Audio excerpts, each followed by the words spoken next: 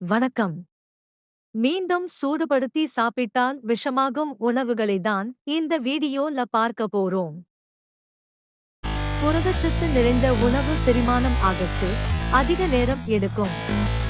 மீண்டும் சூடுபடுத்தும் போது இதன் புரதச்சத்து மேலும் அதிகரிக்குமாம். அதையே மீண்டும் சூடு செய்தால் ஃபுட் பாய்ச்சனாக மாற வாய்ப்பு உள்ளது.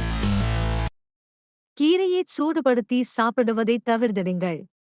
கீரையில் உள்ள நைட்ரேட்ஸ் சூடுபடுத்தும் போது நைட்ரேட்டாக மாறும். இது புற்றுநோயை உண்டாக்கக்கூடியது. உருளைக்கிழங்கை பிரிட்ஜில் வைத்த பிறகு சூடாக்கினால் நுண்ணுயிர்கள் உண்டாக்கி செரிமானம் பாதிக்கும். முட்டையில் நைட்ரஜன் அதிகமாக இருக்கிறது. அதை மீண்டும் சூடுபடுத்தினால் விஷமாக மாற வாய்ப்பிருக்கிறது.